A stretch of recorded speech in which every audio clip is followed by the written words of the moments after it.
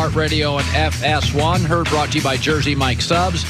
Be a sub above. Joy Taylor is joining me. Yesterday at the end of the show, the last 10 minutes, we heard about the accident for Tiger Woods, which is about 30 minutes from my house on a road I've driven on more than once. That is treacherous.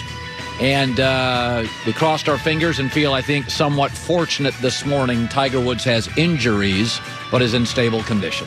Yes, very good news that he is okay. And they also said he's conscious and talking, yes. So hopefully we'll get better news as the day progresses. All right, let me start with some Tiger Woods. If you felt sick to your stomach yesterday afternoon, that is okay. So did I. Tiger Woods was different.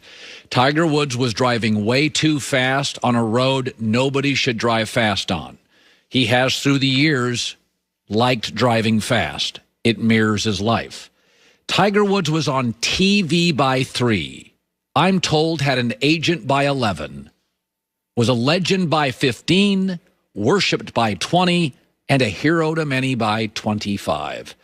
And as one of the great writers of the 20th century once wrote, F. Scott Fitzgerald, find me a hero, and I'll write you a tragedy. This morning, fortunately, it's not a tragedy. But Tiger Woods has a special place in a lot of people's lives. He changed the way I looked at golf. It became cool, athletic, alpha.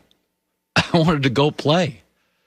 The reality is the only athlete in my life who can say that is Michael Jordan. Michael Jordan's last game in the NBA had 36 million viewers. Last year's finals had 8.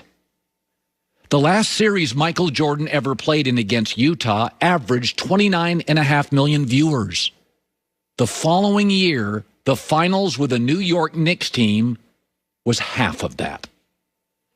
Tiger Woods' first 2 Masters appearances. He didn't have quite a brand yet. Got an NFL playoff rating of 14. That was double the average. They used to call it, in sports intelligence, that's a company, the Tiger Woods effect. That when he started on the tour, people made $101 million in prize money. By the time he left, they made $300. Tiger Woods would crush and humiliate you, but he doubled your paycheck, and players always understood that. Think how popular Brett Favre was. He was Southern, he had that Midwestern Packer charm, and he was cool enough for the coasts. And he retired in 2010, and the ratings didn't move in 2011. Golf has been around before almost every sport in the world.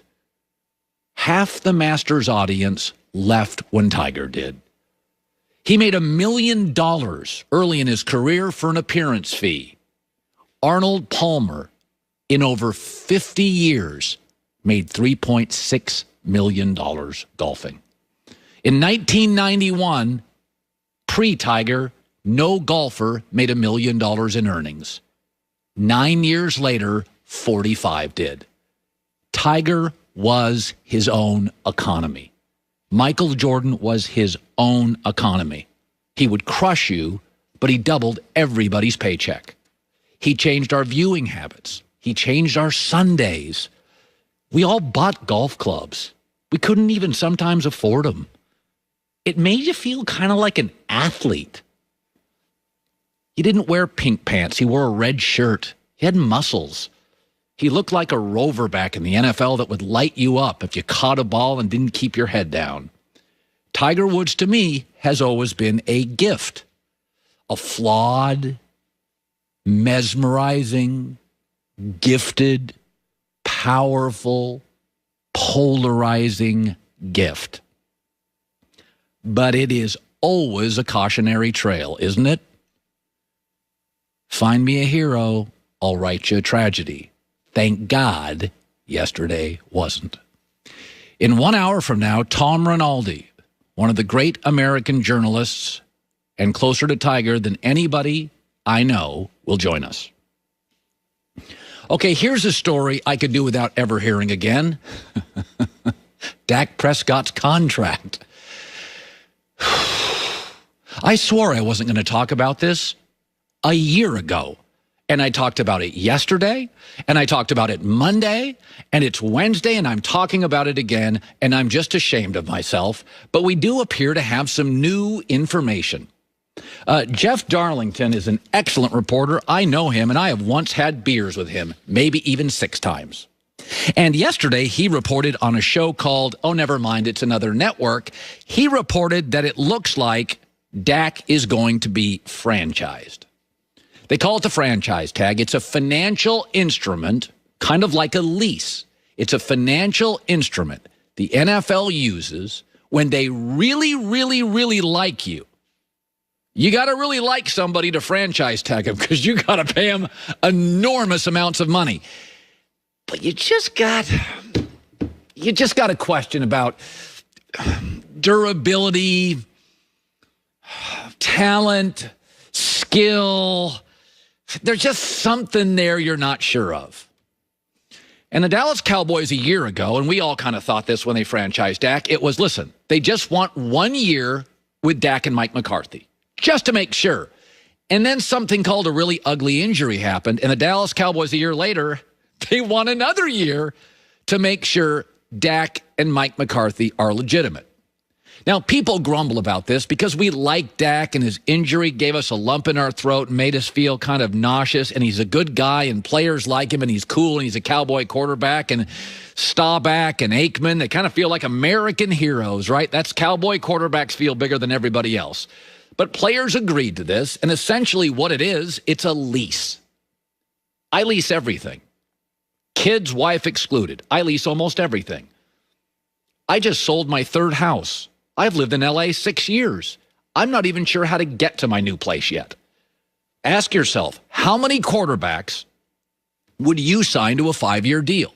I mean, we know Mahomes, Aaron Rodgers, Russell Wilson, right? But even Brady now, you couldn't because he's 43 and 44 by August. I like Lamar Jackson, but geez, 5 years. What if he regressed a little this year passing? Ugh. I like Derek Carr, but doesn't have a huge arm. He's not super mobile. Could I sign Derek Carr to a 2-year contract? Maybe 3?